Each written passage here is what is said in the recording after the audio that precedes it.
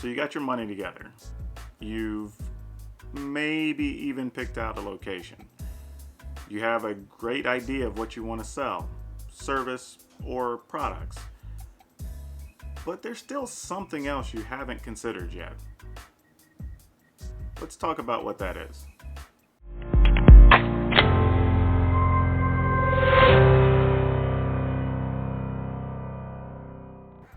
So, okay, let's say you got your money together, you got your loans, you're all ready, set to start picking out locations and all that. Well, you're still not past all your initial steps yet. One of the biggest ones is actually figuring out what your unique value proposition is going to be. And maybe some of you haven't heard that term before or don't understand what it is, but basically the concept is, why is somebody going to come to you over somebody else? I mean, sure, you may be in the same market selling the same widgets as somebody else or offering the same service. Obviously, in your town, there's probably 20 different mechanics or quick lube places. Obviously, there's a bunch of places you can go pick up soap or shampoo. But think about the reasons of why you go to one versus going to the other. Now, I'm sure some of you are saying, it's easy, right? You'll just go wherever the price is the cheapest. Because why not? That's what you do whenever you go shopping. But the truth is, you can't compete on that level forever. At some point, it's just a law of diminishing returns, and ultimately, you don't have real customers. They're just going to go where the next cheapest price thing is as soon as somebody else opens. I mean, that's not really a secret, right? So, what else are you going to do to make yourself stand out? Like, sometimes the answer is easy, right? Let's say you're in a small town and you don't have something available to you. Well, that's totally okay. Then they're probably going to come to you because there's no other choice and you're providing a service that is only available maybe an hour and a half away. But what if you're in a city and there's already 1, 2, maybe even 10 other options to buy the widgets that you're selling? Why is somebody going to come to you instead of going to them? That's what you're supposed to be figuring out. And I think that's a step that a lot of people skip when they're starting out. Because, for instance, it's possible that you could be doing something just better than the competition is. But how do you get people to know that? How are you going to allocate your early spend, and how do you do your early build out? All of that's going to be relevant. Now, there are a lot of ways you can achieve that. You can have a bigger location, maybe so you can hold more inventory, host larger events. Maybe you just have more staff so everybody gets more hands-on service when they come in. Or if you're providing a service of any kind, maybe your turnaround time's just faster. But those are all things you can speak to as part of your business plan, and even in your proposal when you're trying to go get loans or secure funds, whether it be from a bank, a partner, or anybody else.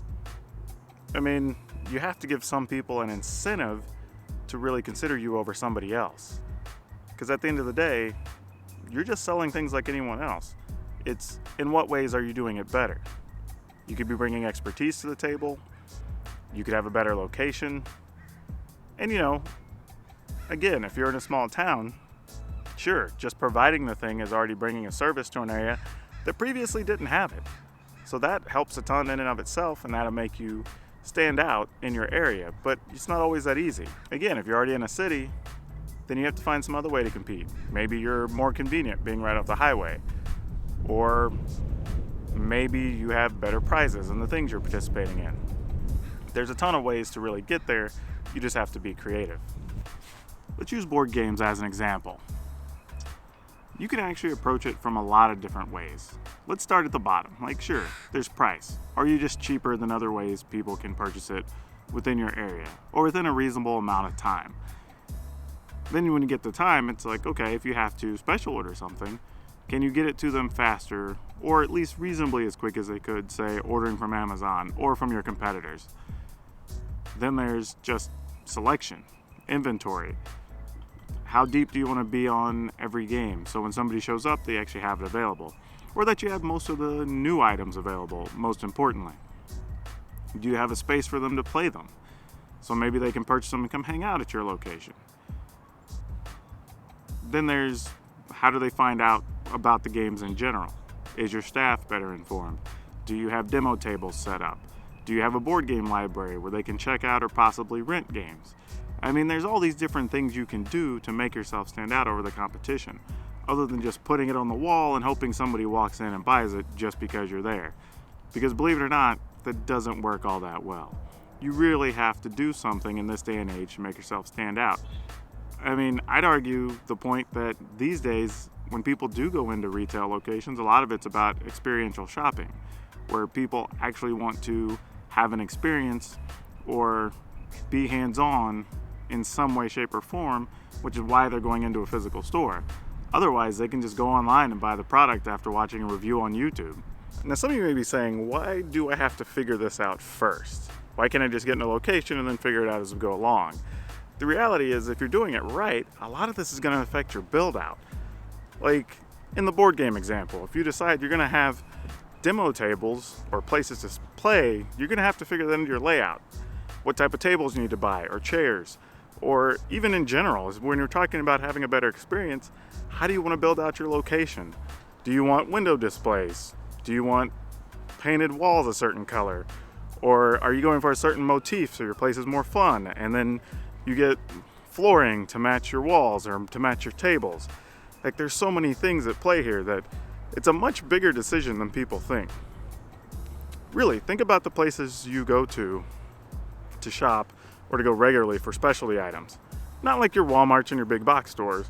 Think about like your specialty tea shops or, I don't know, jewelry places or any other things. If you have a preferred location, it's generally going to be because of something that they're doing that's different, that you like more than some of the other spots. Whether it's the people, the layout, the location, the selection, the expertise. Again, we're going over these same things, but there's something there that you prefer that the competition doesn't provide. Think about that stuff when you're making your business plan and trying to decide what your store is going to do or your business is going to do that's better than competitors in the same space. One takeaway you should have from this is that at the end of the day, all of the stuff I'm saying isn't really about just making money. It's about generating a customer and creating a customer and not just making a sale. Anyone can do that, but the problem is at some point the sales are going to come and go. If you generate customers through your experience, through your service, through these other things that you figure out are unique to your business, then you generate loyalty and a patron that's going to be there for years to come, not just somebody who's going to be running out for the next possible best price or best sale item that they see online or on Black Friday or whatever. I think when you look around, the stores that have been around the longest or the businesses that have been around the longest have generated long-term customers in a variety of ways, but that allows them to keep their doors open, especially as you grow and try to experiment and do things that may be different or not necessarily line up well with what some of your previous customers may have wanted. When you have those people that are loyal, they're going to see you through a lot of that stuff and help you. Whereas if you just are generating sales, the minute you do something to get out of your lane just a little bit, those people are gone. I mean, it's really kind of simple. If I can give a word of advice or a phrase really to hold on to from this, it's generating a sale is nice. Generating a customer is better. That's really at the end of the day. Don't think about just making a sale. Keep your mindset in, how do I generate a customer? Somebody who actually legitimately cares about my business, that wants to come see me more than the competition. Another thing to think about is early on, this is also going to give your business some direction, which is actually really important, because that's one of the hardest things when you start out. You're kind of just making it up as you go along. At least if you think about your unique value proposition early, it at least guides some of those decisions. So you're not wandering aimlessly, taking a bunch of shots in the dark. You at least have a direction, if nothing else, at least for the first 12 months or so, while you're trying to figure everything out.